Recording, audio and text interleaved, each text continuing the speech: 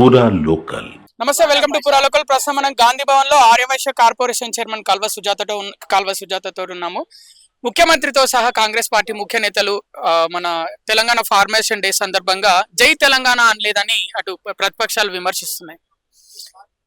జై తెలంగాణ అనకన్నా ముందే జై తెలంగాణ గురించి పాట ఈరోజు తెలంగాణ ప్రజలకు ప్రభుత్వం అధికారికంగా ప్రకటించి తెలంగాణ జాతికి అంకితం చేసింది.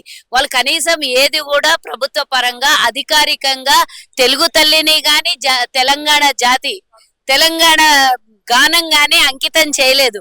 అది అఫీషియల్ గా మాట్లాడడం అనేది గొప్ప. ఉట్టి గాలి మాటలు మాట్లాడి జై తెలంగాణ అనలేదు అని అన్నంత మాత్రాన తెలంగాణలో లేకపోయినామా? తెలంగాణ అంటేనే నువ్వు నిజంగా అధికారికంగా ప్రకటించినట్ట నాకు చెప్పు. నువ్వు ఏదన్నా అధికారికంగా ఉందా? ఈరోజు తెలంగాణ ఉద్యమకారులకు సన్మానం చేసుకుంది కాంగ్రెస్ ప్రభుత్వం. ఈరోజు తెలంగాణ తల్లిని అధికారికంగా ప్రకటించి సెక్రటేరియట్ నడు మధ్యలో తెలంగాణ తల్లిని పెట్టింది కాంగ్రెస్ ప్రభుత్వం. ఈరోజు తెలంగాణ గేయాన్ని రచింపజేసి ఆయనను మర్చిపోయినా మీరు, కానీ ప్రభుత్వం ఏర్పడిన ఇమీడియట్ గా తెలంగాణ పాటని ఆవిష్కరించి అధికారికంగా ప్రకటించింది కాంగ్రెస్ ప్రభుత్వం. మేమేం చేసినా అధికారికంగా చేస్తాం, మీలాగా అన్అఫీషియల్ గా చెయ్యమని గుర్తుంచుకోవాలి. తులం బంగారం ఇవ్వట్లేదు ఈ ప్రభుత్వం, కానీ ప్రపంచ సుందరి పోటీలో పాల్గొన్న కంటెస్టెంట్స్ కి మాత్రం బంగారం పెద్ద ఎత్తున పెట్టిందని అటు ప్రతిపక్షాలు వ్యాఖ్యలు చేస్తున్నాయి. మన భారతీయుల కంటే బంగారం మీద క్రేజ్ ఉంటది.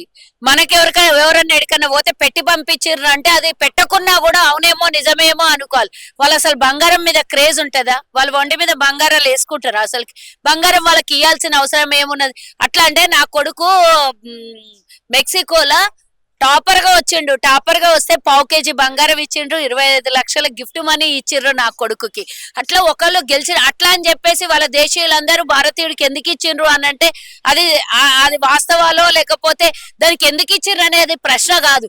నిజంగా ఇచ్చింది మీ దగ్గర ఆధారాలు ఉంటే అవి బయట పెట్టాలి. గాలి కూతలు గాలి మాటలు మాట్లాడొద్దని బీఆర్ఎస్ వాళ్ళు హెచ్చరిస్తున్న. ఉత్త పుణ్యానికి కాంగ్రెస్ ప్రభుత్వం మీద ఏడ్చి జస్తుర్రు తప్పించి ఎక్కడ ఆధారాలు దొరకట్లేదు. ఏవో గాలి మాటలు తీసుకొచ్చి గాలి వార్తలల్లో ప్రచురణ చేద్దామని ప్రయత్నం చేస్తే అది ఇక తిరిగి ఇప్పుడు మీ కుటుంబం మీద ఆల్రెడీ 4 పేకాటలు 4 స్తంభాల ఆట ఆల్రెడీ మీ కుటుంబము కుక్కలు చింపిన ఇస్తరాక్ అయ్యింది.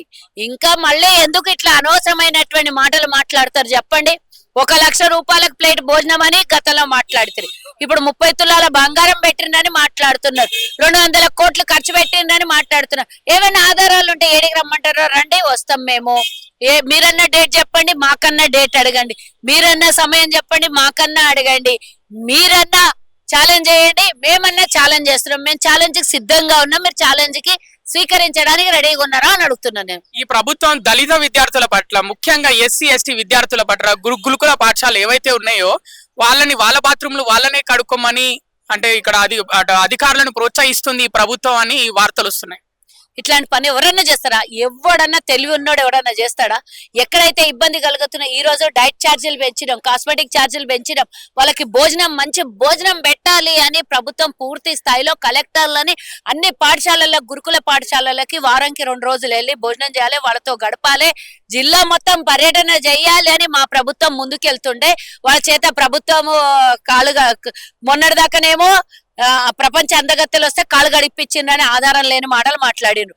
ఇప్పుడేమో బాత్రూలు గడిపిస్తున్నాను. ఆ బుద్ధి లేని పని ఎవడన్నా చేస్తారా? ప్రభుత్వంలో ఉండి ఆడపిల్లలు ఉండని మగపిల్లలు ఉండని వాళ్ళు ఆర్థికంగా ఇబ్బందులుండి మంచి చదువుకోవాలి. ప్రభుత్వ పరంగా చదువుకుంటే భద్రత, ఆరోగ్యము, ఆర్థిక ఇబ్బందులు ఉండవని వాళ్ళ ప్రభుత్వ పాఠశాలల్లో గురుకుల పాఠశాలల్లో అది కూడా దళితులు గిరిజనులు అందరు చదువుకునేటటువంటి విద్యా సంస్థలలో దేవాలయంగా భావించి దాన్ని గౌరవించి అందరినీ సమాన స్థాయిలో చూడాలని ముఖ్యమంత్రి గారు పోటీల మీద పోటీ పడి మరీ చదివిపిస్తుంటే అడ్డమైన చెత్త మాటలు మాట్లాడి ఆధారాలు లేని మాటలు మాట్లాడితే ఎన్ని చెప్పాలి మీకు? ఏ మాట తీసుకున్నా ఏ విషయం తీసుకున్నా ఆధారాలు లేని మాటలే మాట్లాడుతారు. ఆధారాలు లేకుండా మీరు ముందుకొచ్చి మాట్లాడకండి. అనవసరంగా మీకు ఈ రోజు కవిత ఆడబోయి ధర్నాకు కూర్చున్నది. ఆ ధర్నాకు కూర్చున్న తర్వాత ప్రశ్నలు అందరూ వస్తాయి బీఆర్ఎస్ వాళ్ళ మీద. ఆ ప్రశ్నల్ని పక్కకు తప్పియాలి, దారి తప్పియాలంటే ఇట్లాంటి చెత్త ముచ్చట్లు ముంగలు తీసుకురావాలి. చెత్త ముచ్చట్లు కాదు, మేము చేస్తున్నటువంటి పనులు ప్రజల మధ్యలోకి మీరు తీసుకుపోకున్నా పర్వాలేదు, మా మీద రాళ్లు చల్లొద్దు, బురద చల్లొద్దు, మా మీద బట్ట కాల్చి మీదే ఇయ్యొద్దు అని చెప్తున్నా నేను. ఇక చివరి ప్రశ్న, తెలంగాణ రాష్ట్రంలో ప్రస్తుతం బీజేపీ ముందుకెళ్తుంది. కాంగ్రెస్ పార్టీని ఎవరు నమ్మట్లేదు, కాంగ్రెస్ ప్రభుత్వాన్ని అని కేసీఆర్ కూతురు కవిత ఆమె లేఖలో వాళ్ళ తండ్రికి రాసిన లేఖలో పేర్కొనడం జరిగింది. ఎలా అనిపిస్తుంది? అన్నదానికి రెండు కల్పించి చెప్తారా ఏంది? ప్రత్యామ్నాయము బీజేపీ అన్నది, ప్రత్యామ్నాయం బీజేపీ అన్నది దూసుకుపోతుంది. కాంగ్రెస్ నమ్మట్లేదు అని ఆమె చెప్పలేదు. ఒకవేళ అట్లా అన్నది అని అంటే ఎవరు ప్రమోషన్ ఎవరు చేస్తున్నట్లు నాకు చెప్పండి. ఒకవేళ ఆ మాటనే అని అంటే బీజేపీ ప్రమోషన్ కవిత తీసుకొని నెత్తి మీద ఈ రోజు బ్రాండ్ అంబాసిడర్ గా మారిందనే చెప్పుకోవాలి కదా. ఒక పార్టీ నాయకురాలు ఇంకో పార్టీని పొగిడిందంటే ఆటోమేటిక్ గా అక్కడి నుంచి వాళ్ళకి కావాల్సినటువంటివి అన్ని జరిగినట్టు, లేదా ఆ పార్టీతోని సత్సంబంధాలు ఉన్నట్టు, లేదా ఆ పార్టీ భయభ్రాంతులకు గుర్తు చేస్తున్నట్టు ఏదో ఒకటి మూడిట్లో ఏదో ఒకటి అనుకోవాలి. ఈ మూడిట్లో ఏదో ఒకటి కవితకు లోపల భయంతో ఉన్నటువంటిదా, లేకపోతే భక్తితో ఉన్నటువంటిదా, లేకపోతే తను దోచుకునే డబ్బును దాచుకోవడానికి వెసులుబాటు దొరకడానికే బీజేపీని ప్రమోట్ చేస్తుందని అనుకోవాలి. కేసీఆర్ ఫ్యామిలీలో ఇలా విభేదాలు వస్తున్నాయని వార్తలు విన్న తర్వాత మీ అభిప్రాయం ఏంటంటే ఎలా అనిపిస్తుంది? ఇదిగోండి, అది కుటుంబ కలహము. అంతటికి మించి అది కుటుంబం అంతా కలిసి ఒక పార్టీ. బీఆర్ఎస్ పార్టీ అంటే కేసీఆర్ కుటుంబ పార్టీ అది. కాబట్టి ఆ కుటుంబంలో కలహాలు వస్తే మనం పట్టించుకోవాల్సినటువంటి అవసరం లేదు. పార్టీలో ఉన్నటువంటి వాళ్ళందరూ కుటుంబ సభ్యులే. కాబట్టి అక్కడ జరుగుతున్నటువంటి విషయాన్ని మేము మాట్లాడతాం అంతే తప్పించి వాళ్ళు ఎవరు ఏంది ఏం చేస్తున్నారు అనేది మాకు అనవసరం. మేము గతంలో చెప్పినాం, ఇప్పుడు కూడా చెప్తున్నాం. వాళ్ళది ఎప్పుడో ఒక రోజు పటాపంచలు అవుతుంది, డబ్బుల కోసం కొట్లాడుకుంటారు. కేవలం ప్రజలకు లాభం చేకూర్చే పని ఎక్కడ కూడా ఉండదు.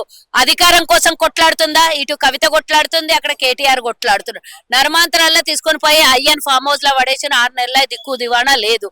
ఏమైందో తెలుస్తలేదు. కనీసం నిన్న ఆవిర్భావ దినోత్సవం రోజన్నా బయటకు వచ్చి కేసీఆర్ ప్రజలకు ఒక సంకేతం ఇచ్చో లేకపోతే అందరికి శుభాకాంక్షలు తెలుపుతాడేమో అనుకున్నారు, కానీ ఎక్కడ అలాంటిది జరగలేదు.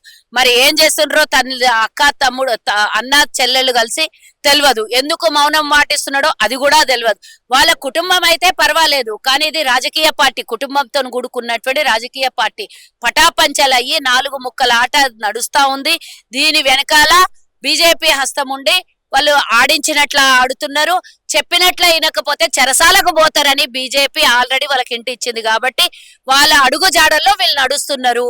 పక్కా ఇదైతే పాకిస్తాన్ కైనా అప్పు పుడుతుంది కానీ కాంగ్రెస్ ప్రభుత్వానికి అప్పు పుట్టట్లేదని హరీష్ రావు, మాజీ మంత్రి హరీష్ రావు చెప్పడం జరిగింది. సిగ్గుండాలి. చేసిన పనులన్నీ చేసి చల్లకొచ్చి ముంత దాచుకున్నట్ల చేసిన పనులన్నీ చేసి అప్పులప్పాలు చేసి తెలంగాణని రూపాయి లేకుండా చేసి ఆర్థిక సంక్షోభం తీసుకొని వచ్చి మీకు ఇచ్చినప్పుడు 17,000 కోట్ల మిగులు బడ్జెట్, 72,000 కోట్ల కేవలం 65 సంవత్సరాలలో 72,000 కోట్ల అప్పు రాష్ట్రం మీద ఉంటే మీరు వచ్చి 8 లక్షల కోట్ల అప్పు చేసింది కాక ముడతలేవు అనడానికి సిగ్గులేదు. మా ముఖ్యమంత్రి గారు ఎవరికి అంత గట్స్ ఉండవు. ఆర్థిక పరిస్థితుల్ని కుటుంబానికి తెలియజెప్పాలి. పెద్దోడు ఒక్కడే మోస్తే దానికి ఇబ్బందులు అవుతాయి.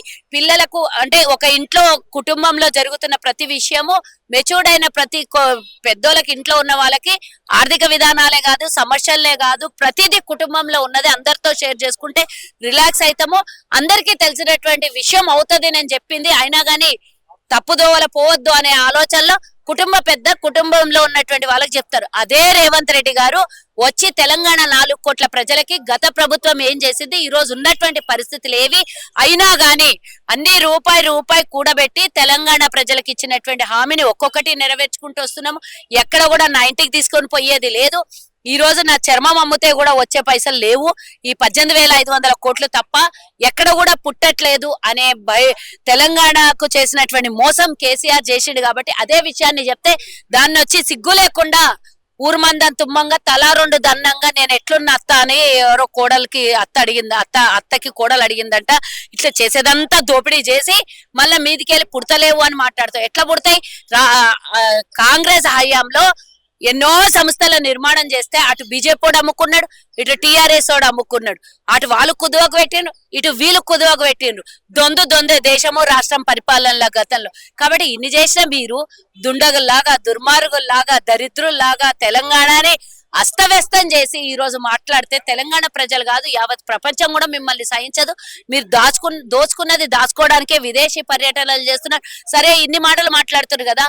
మొన్న ఆవిర్భావ దినోత్సవం చేయడానికి ఎక్కడి నుంచి వచ్చినాయి అన్ని 100 కోట్ల రూపాయలు, 1000 కోట్ల రూపాయలు అనుకుంటా, 100లో 1000 తెలియదు. ఈ రోజు అమెరికాలో ఎక్కడనో మళ్ళీ వాళ్ళ ఆవిర్భావ దినోత్సవం అంటే 25 సంవత్సరాలు సిల్వర్ జూబ్లీ సెలబ్రేషన్ చేస్తారు. అక్కడ 60 కోట్లు ఖర్చు అయినాయి అంటున్నారు. కానీ ఇవన్నీ డబ్బు ఏడు నుంచి వస్తున్నాయి? ఈ తెలంగాణ దోపిడే కదా, తెలంగాణ ప్రభుత్వంకు చేసినటువంటి ద్రోహమే కదా, తెలంగాణ ప్రజల సొమ్మే కదా. నేను మొన్న ఒకటి తీన్మార్ మల్లన్న చెప్పిన, గతంలో కూడా కరోనా సమయంలో చెప్పిన, బి బ్లాక్ కింద మొత్తం దోపిడీ చేసిండు కేసీఆర్. లేకపోతే ఎవరిని ఎంటర్ కానియకుండా మన ఇది సచివాలయం కూల్చేస్తుంటే ఎవరిని ఎందుకు రానియడు, ఎందుకు చూడనియడు, 3 కిలోమీటర్లు బ్యారిగేడ్స్ పెట్టి రిస్ట్రిక్షన్స్ పెట్టి అండర్ 144 సెక్షన్ పెట్టి ఎందుకు అక్కడ పగలగొట్టాల్సి వచ్చింది? బి బ్లాక్ కింద ఉన్న నాణ్యాలు ఆ రోజు సంపదనంతా, నైజాంల సంపదనంతా దోచేసిండని నేను చెప్పిన. అదే నిజమై ఈ మధ్య కాలంలో తీన్మార్ మల్లన్న కూడా ఒక వాళ్ళ ఛానల్లో మాట్లాడడం నేను అప్పుడు కరోనా సమయంలో చెప్పిన. 5 ఏళ్ల తర్వాత మళ్ళీ బయటకు వచ్చింది ఆ విషయం. ఈ రోజు అందరూ అదే డిస్కషన్ చేస్తున్నారు. కాబట్టి కేసీఆర్ కుటుంబంలో డబ్బు కొరత లేదు. తెలంగాణ ప్రజలకు 4 కోట్ల మందికి డబ్బు కొడుతున్నది, కానీ కేసీఆర్ కుటుంబానికి కొరత లేదు. पूरा लोकल